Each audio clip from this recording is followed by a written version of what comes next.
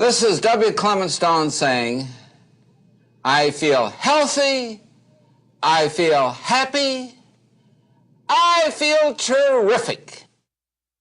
W. Clement Stone was an eccentric, self-made millionaire, a business tycoon who transformed himself from insurance salesman into a power of positive thinking, self-help guru. I love all my fellow men. I love every one of you. And it's my sincere prayer that you respond and learn how to help yourself by learning the art of motivation. W. Clement Stone looked sort of the way that he sounds. He had a pencil-thin mustache. He was always immaculately dressed in a bow tie and a vest, sometimes a big cigar. He was an ostentatiously wealthy millionaire who wanted you to be a millionaire too. And the way you could do it was by purchasing his motivational records. The Sounds of Success.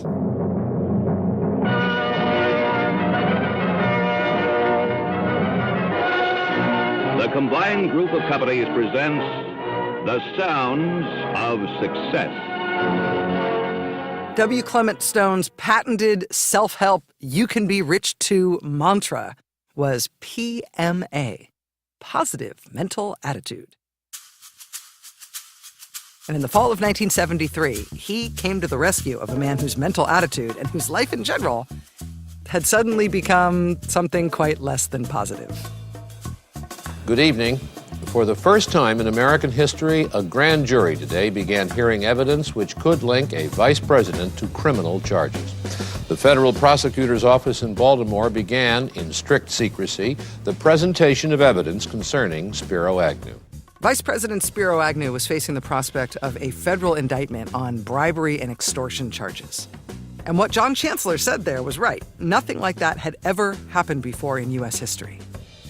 And in that darkest hour, the man who rode to the rescue of the vice president was W. Clement Stone. That fall of 1973, with the possible indictment of the vice president looming, Stone set up the official Spiro T. Agnew Legal Defense Fund. In a slightly over-the-top press release, he described how honored he was to start accepting donations from average Americans on behalf of the vice president. He estimated that Agnew's defense bills could reach $500,000. And after setting up a nationwide phone bank to start taking in those donations from across the country, W. Clement Stone, by the end of that first week, had raked in all of about $300. It didn't work.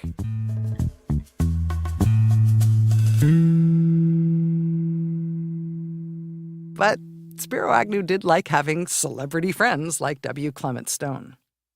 Frank Sinatra also came to his aid. Sinatra hit up his friends to give money to Agnew. One friend of Sinatra's reportedly told him in response, "Look, we don't give a damn about Agnew, but if you want some money, Frank, we'll give it to you." The truth was, Spiro Agnew really did need the money. He had hired this team of big-name lawyers who were waging an aggressive battle in the courts to try to keep him out of jail. He also had his PR strategy at that point, which was to throw the kitchen sink at his own Justice Department, to attack the prosecutors as biased. That was the strategy that was happening out loud in public so you could see it. But there was also his strategy that was hidden from public view. Hidden then and hidden for years after. That was the one Spiro Agnew had been waging secretly from the very beginning. It was a coordinated effort to obstruct justice, to use the power of his position in the White House to block that investigation, to shut it down before it closed in on him. And that story, the story of that secret obstruction effort, it hasn't even been known to the prosecutors who were investigating Agnew at the time. They are about to hear it here for the first time. You're listening to Bagman. I'm your host, Rachel Maddow.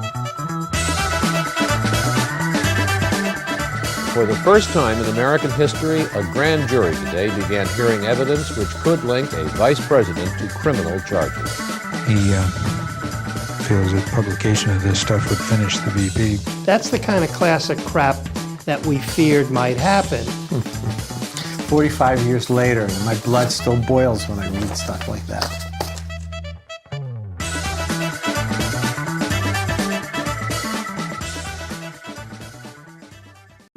Chris Hayes from MSNBC. You know, every day I come to the office and we make a television show, and every day I think to myself, there's so much more I want to talk about. And so this is our podcast. It's called Why Is This Happening? And the whole idea behind it is to get to the root of the things that we see play out every day. They're driven by big ideas. Each week, I sit down with a person uniquely suited to explain why this is happening. New episodes of Why Is This Happening? Every Tuesday. Listen for free wherever you get your podcasts. Episode 4, Turn It Off. This is an actual transcript of an audio recorded conversation. Wow. Oh my God, this is beautiful. You've heard from Barney Skolnick before. He was the senior prosecutor at the U.S. Attorney's Office in Baltimore in the spring of 1973.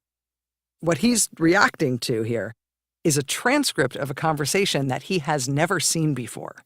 My producer, Mike Yarvitz, gave him a copy. There's an investigation going on in Maryland. Ask Bob for help in turning it off. Okay.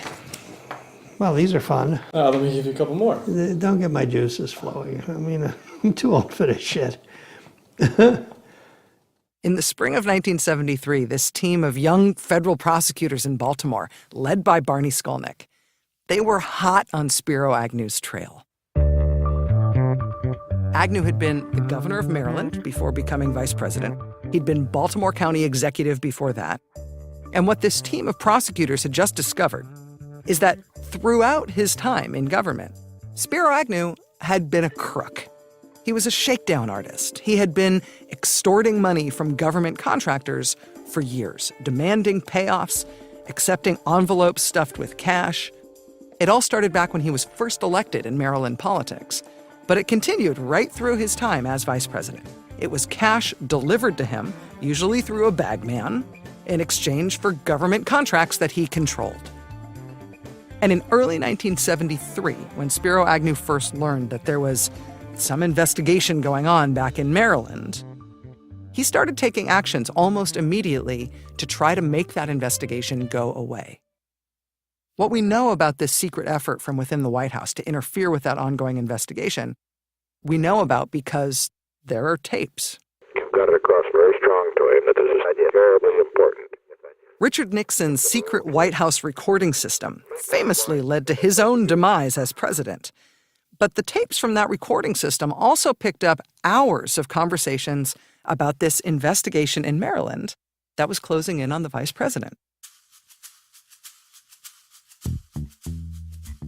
In April 1973, Vice President Agnew first heard that one of his co-conspirators, a man named Jerry Wolff, was on the radar of prosecutors. Jerry Wolff, who was another one of these guys, became hysterical in his lawyer's office, we were later told, and was screaming in the hall about, he's going to take everybody down. It was terrible pressure. Jerry Wolff had been a really big part of Agnew's bribery scheme. He got a cut of the payoffs himself. He knew all about what Agnew was doing. And when Agnew learned that Jerry Wolff was about to be questioned by prosecutors, he went to one of President Nixon's closest aides, White House Chief of Staff H.R. Haldeman, for help. Wednesday, April 10th, the president got me in first thing this morning. What you're hearing right now is an audio diary that Bob Haldeman kept during his time as Nixon's White House Chief of Staff. Here's what he recorded that night about a conversation he'd had with Agnew that day. Vice President called me over today and said he had a real problem because Jerry Wolff, who used to work for him back in Maryland, and then he brought him to Washington with him, and is about to be called by the U.S. attorney up there who's busting open campaign contribution cases and kickbacks to contractors. It seems that Wolff kept verbatim records of meetings with the vice president and others back over the years.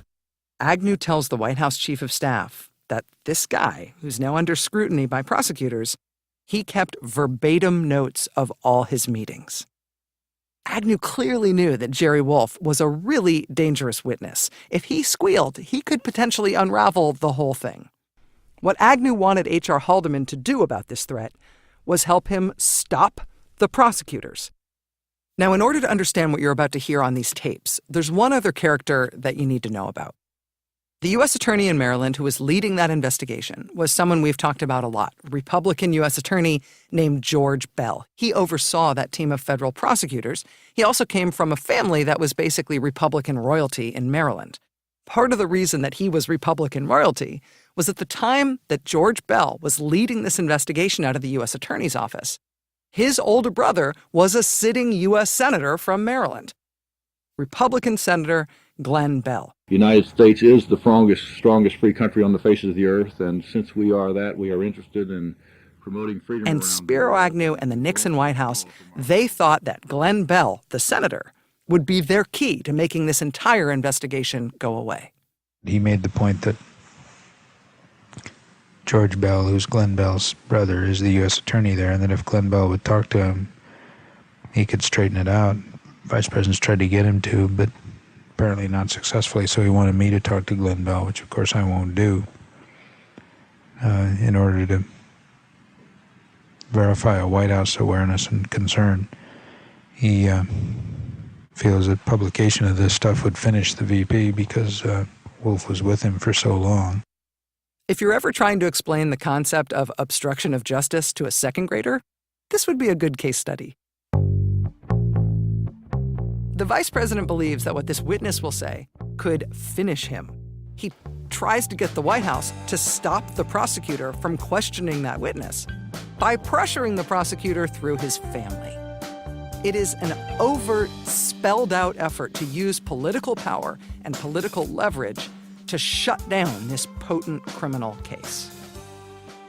That said, if it was just a failed effort, if this had ended there at that conversation with H.R. Haldeman and Haldeman saying he wouldn't do it, then you could maybe just chalk it up to the vice president blowing off steam and having obstructionist inclinations.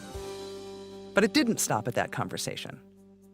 Bob Haldeman didn't agree to pressure Senator Glenn Bell himself, but he did relay that request from Agnew to another top Nixon aide, John Ehrlichman. And then 3 days later, Ehrlichman was discussing it with President Nixon in the Oval Office. Now, don't worry about picking up every word here. I will sum up the gist of what you're about to hear.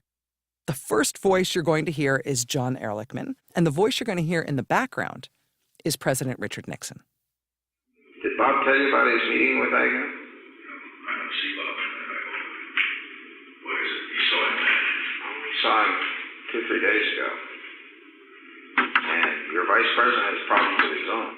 Your vice president has problems of his own, Ehrlichman tells Nixon. What you're going to hear next is Nixon asking if this has something to do with Watergate.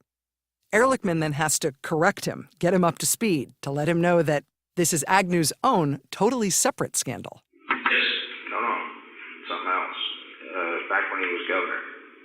Apparently, there's an investigation going on in Maryland, and he asked Bob for help in turning it off.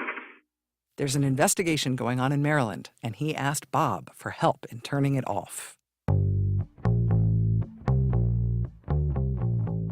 And again, if it just stopped right there, if Nixon, Ehrlichman, and Haldeman all said, Agnew is trying to get us to interfere with this investigation, but we obviously can't do that.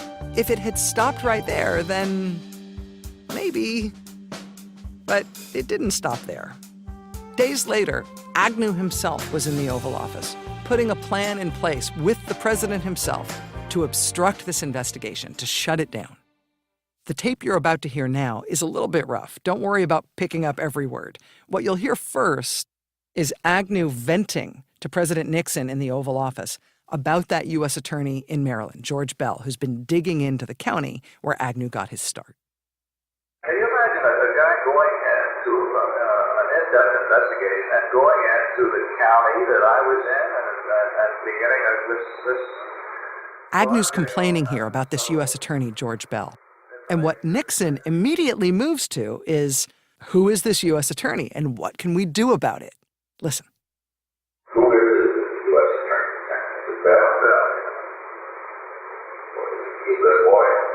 Why the hell did we appoint him? Is he a good boy? That's what Nixon asks Agnew. Why the hell did we appoint him? What the two men then start putting together is a plan to start pressuring George Bell to stop this investigation. What you'll hear in this next clip is Agnew first talking about all the IRS agents who have been assigned to the case. And then Nixon and Agnew talk about getting to George Bell, getting to the prosecutor, through his brother, Republican Senator Glenn Bell. He's got 30 IRS people in there snooping around there and looking at everybody, every end. How can we get that word? Glenn Bell's the only way to get to him. The senator. You know, Glenn Bell that talked to. Well, Glenn Bell started thinking real deep. We helped him bury that senator. Bury him. What you heard Nixon say at the end there is, we helped Glenn Bell bury that in 1970.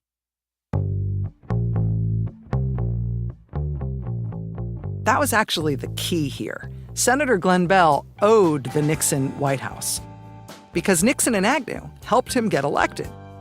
The father of George Bell and Glenn Bell had previously held that U.S. Senate seat in Maryland, but a Democrat had beaten him and taken the seat in 1964. When that seat came up again in 1970, Nixon and Agnew helped the Bell family avenge that loss and take back that seat in the U.S. Senate. I think we have a candidate in Glenn Bell that we can be extremely proud of. And it worked. The Republican Party got that Senate seat in Maryland back, but so did the Bell family. And now one of the Bell sons was going to try to destroy Spiro Agnew with this investigation? No. Nixon and Agnew decided no. Now it was time for Senator Glenn Bell to return the favor and to shut down his little brother. Agnew goes on in that conversation to bring up a potential witness who might tell prosecutors that he came to the White House to hand Agnew an envelope full of cash. He may say he gave me a kickback of some kind. Came over here and handed me $50,000. Totally ridiculous. Agnew says that claim would be totally ridiculous. But listen to how Nixon responds to that, to this idea of a witness who could incriminate Agnew inside the White House. Listen to the very end of this. There are all kinds of rumors. But this man is can be destroyed. Did you hear Nixon at the end there? He says about this witness, can we destroy him? So what the president and the vice president are discussing in the Oval Office at this point is, number one, how they can get a U.S. attorney to shut down an ongoing investigation of the vice president, and number two, how they might destroy any witnesses who might try to come forward with information on the vice president. But there's one more piece of this conversation I want to play. What they're talking about here is instructing the U.S. Attorney George Bell, specifically, to fire the main prosecutor working on the case, Barney Skolnick. Somehow get Glenn Bell and George Bell, the brother, to realize that he's go in there, finish up what he's doing, get the thing over with, and get this guy Skolnick, who's a musky volunteer, the hell out of his office. Get this thing over with and get this guy Skolnick, who's a musky volunteer, the hell out of his office. So end the investigation now and fire the lead investigator from the case, Barney Skolnick. He's a Democrat. That was June 1973. Fast forward a little more than a year, Nixon resigns after the revelation of his role in obstructing the investigation into Watergate. The first article of impeachment drawn up against Nixon was obstruction of justice for his role in trying to cover up that scandal. But what we can now hear on these tapes is a robust obstruction effort by Nixon and Agnew, totally separate from Watergate. It's Richard Nixon hearing about an investigation into his vice president and saying, how do we go about shutting this down? How do we use the power of the White House to force the prosecutors to drop the case? How do we destroy witnesses that might come forward? And they weren't just musing about doing this. They did it. That's next.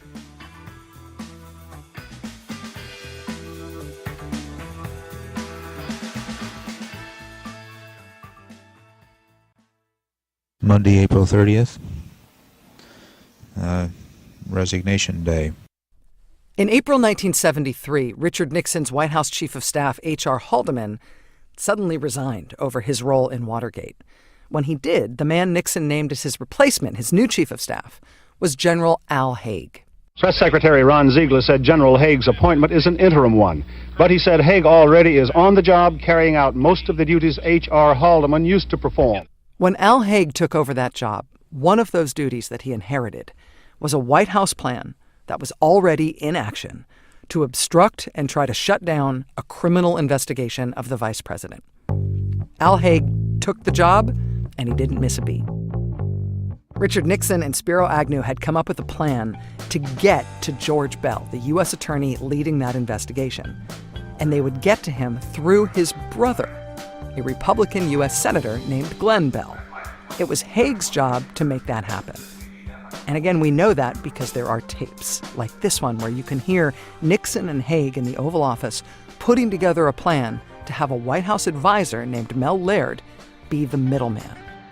Now, the tape here is a little rough, but you'll hear Nixon trying to figure out with Haig how to do this secretly, how to do this in a way where Nixon's fingerprints weren't on it.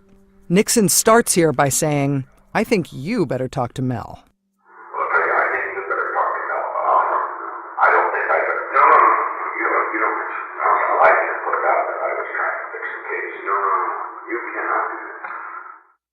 Nixon says there, "I can't have it put out that I was trying to fix the case." And Haig says, no, you cannot do this. Al Haig then lays out what exactly they want this senator, Glenn Beall, to do for them. So Beall can get his brother, who's a U.S. attorney, who we appointed, who's a Republican, but who's turned this thing over to two fanatical prosecutors, that he just sits in on it and supervises this. If Glenn Beall can get his brother, who's the U.S. attorney who we appointed, who's a Republican, but who's turned this thing over to two fanatical prosecutors, if he just sits in on them and supervises this. In other words, what U.S. Attorney George Beall needs to do is sit in on these fanatical prosecutors in his office who are taking this investigation to places we don't want it to go. Nixon and Haig are devising this plan in secret to interfere with this ongoing investigation. They then start putting this plan into action. But the middleman they end up using, the guy who they drag into this obstruction scheme, ultimately isn't Mel Laird. Who they end up using for this obstruction effort is the chairman of the Republican National Committee at the time, a man by the name of George Herbert Walker Bush.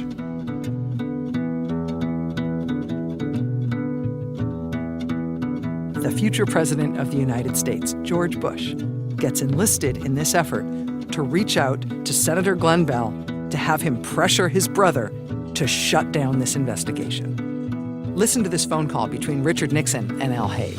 The audio here is a little bit distorted, but the first voice here is Nixon, and he's talking to Haig about enemies of the White House who are now going after everybody. It's amazing, isn't it? By golly, the way they start to go after everybody, don't they? Yeah, they're after everybody. And the vice president's been very nervous. He called me. I know. I know, and decided to have Harlow try to. Well, he isn't here. He isn't here, so I did it to George Bush on the first run. That's good. That's good. I did it through George Bush on the first run. This didn't ever stick to George H.W. Bush, maybe because these audio tapes have just been collecting dust for the last 4 decades. But George Bush was brought in to a potentially criminal effort organized and directed by the then President of the United States, Richard Nixon, to obstruct an ongoing investigation into his vice president. And George Bush did it.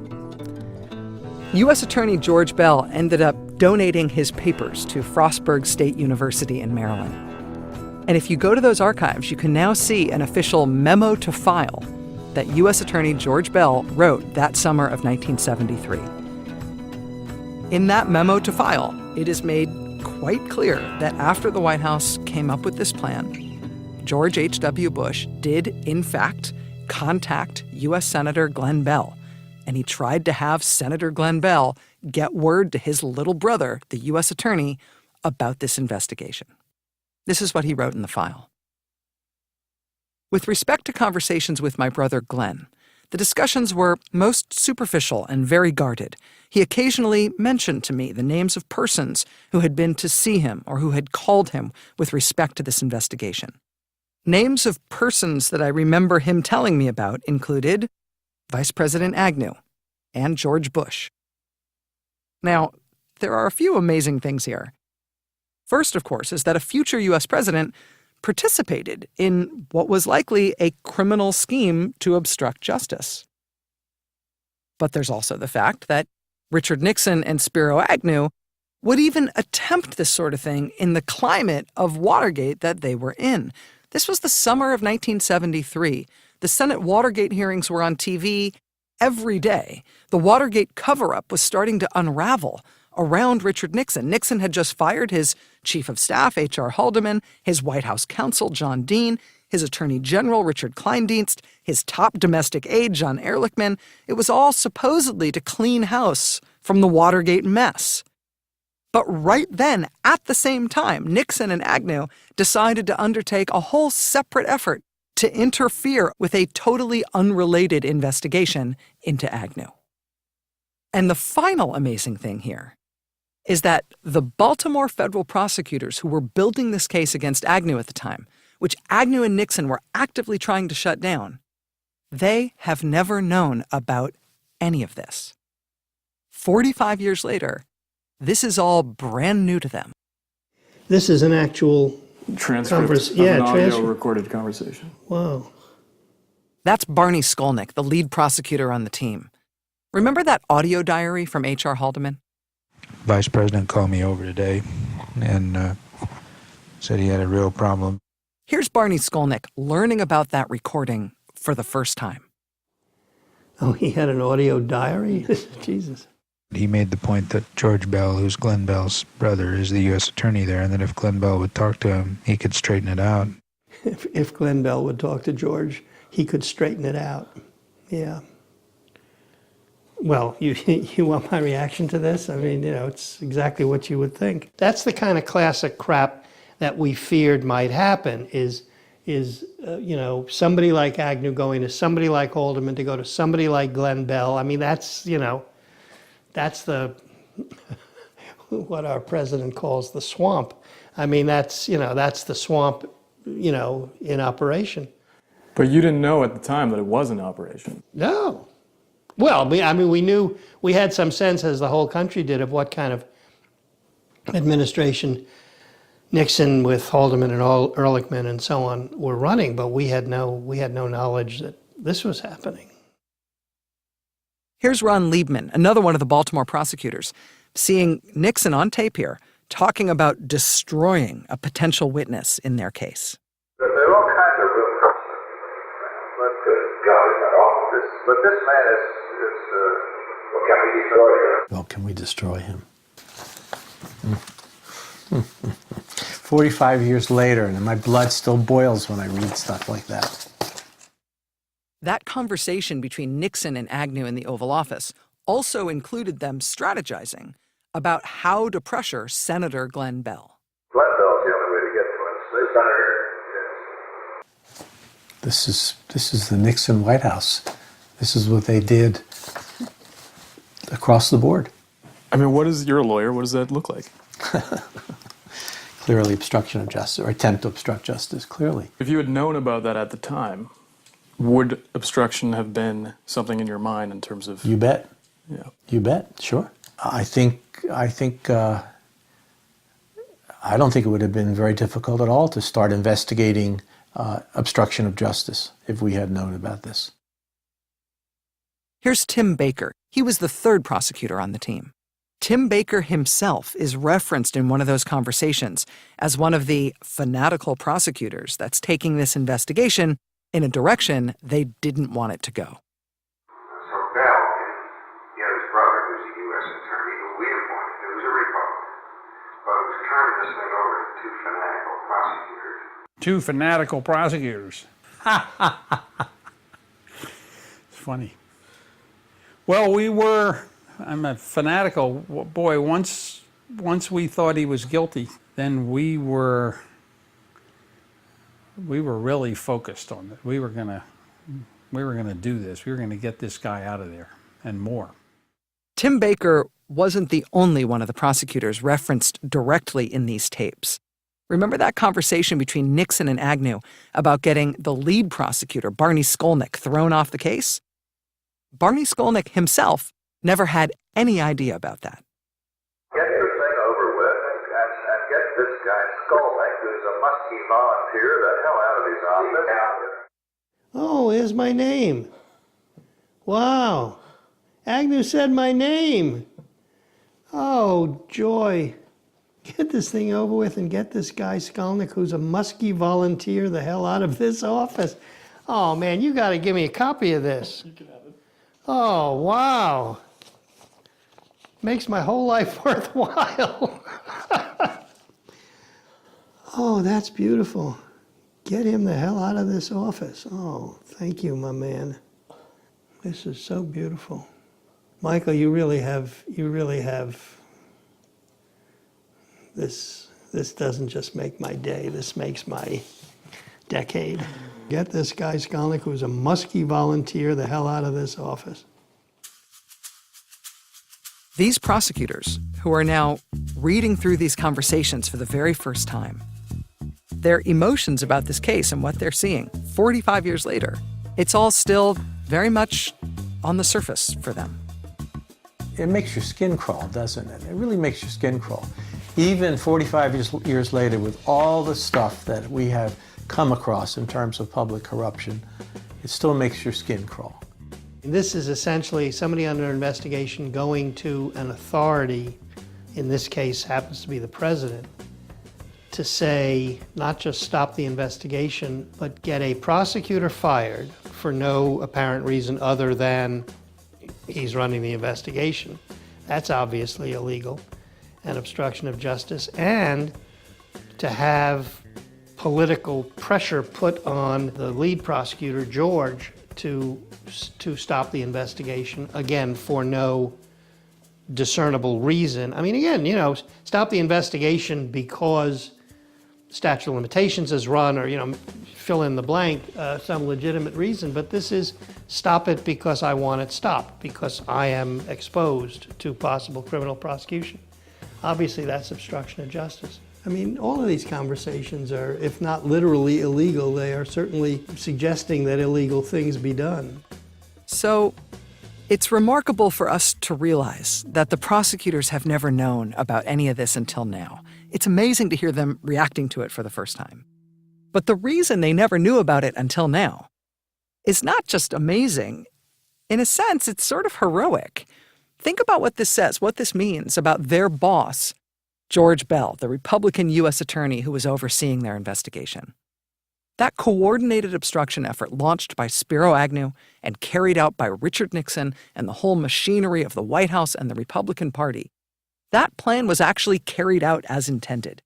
People close to Richard Nixon, including George H.W. Bush, did in fact push this senator who may have owed his seat to the White House. They pushed Senator Glenn Beall to try to influence this investigation. Spiro Agnew himself personally lobbied Senator Glenn Beall over and over again. Agnew's records and papers are now held at the University of Maryland. What you find when you go through those papers, as we did, are multiple face-to-face meetings that Agnew himself held in his office with Senator Glenn Beall. It's all right there in his notes and his daily calendars.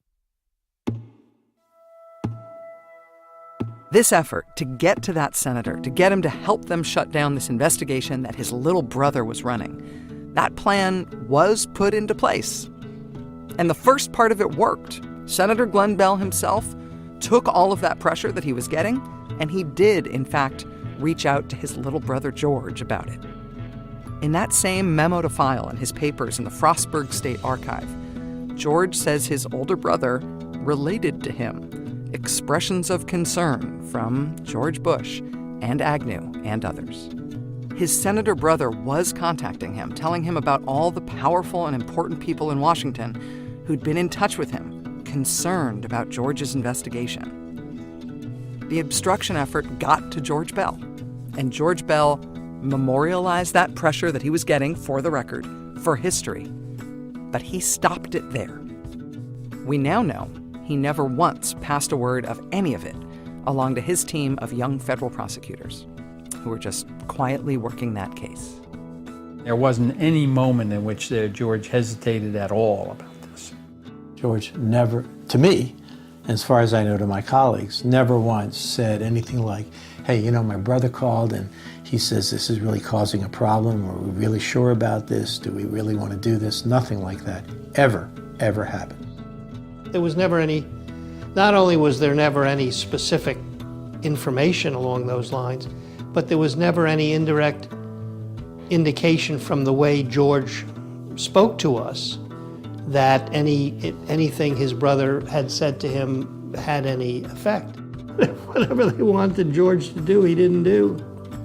If that had happened, there would have been the mutiny of mutinies on the part of Tim, Barney, and me.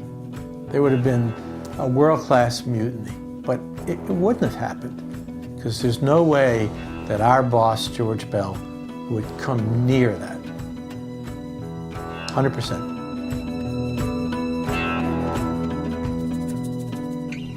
U.S. Attorney George Bell was all of 35 years old at the time. He was a Republican on the rise in Maryland. He had his whole career in Republican politics ahead of him, but he refused to bow to that pressure that was coming right at him from this Republican White House through his direct family. This coordinated obstruction effort that involved Vice President Agnew, President Nixon, H.R. Haldeman, John Ehrlichman, Al Haig, George Bush, this coordinated effort to shut down an investigation into the sitting vice president, it failed. And it failed because this Republican U.S. attorney was in a position of responsibility. He had this investigation to pursue, and he never once blinked. And so, what happened next when that obstruction effort failed because of him? Richard Nixon had been actively trying to interfere with this investigation on behalf of his vice president. But when that effort failed, Nixon was more than willing to turn on Agnew in order to save himself.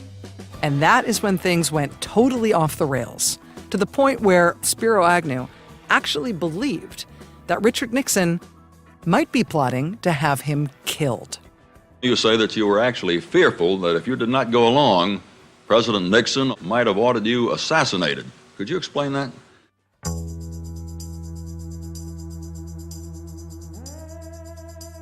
That is a real live part of this story, and that is still to come.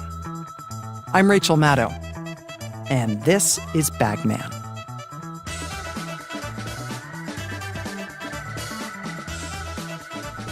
Bagman is a production of MSNBC and NBC Universal. This series is executive produced by Mike Yarvitz. It was written by myself and Mike Yarvitz. Editorial and production support from Jonathan Hirsch and Marissa Schneiderman from Neon Hum Media. And by the way, if you want to see that memo to file that George Bell put in his archives at Frostburg State University, we have posted it at msnbc.com/bagman, along with a whole bunch of other materials you might want to see from this episode.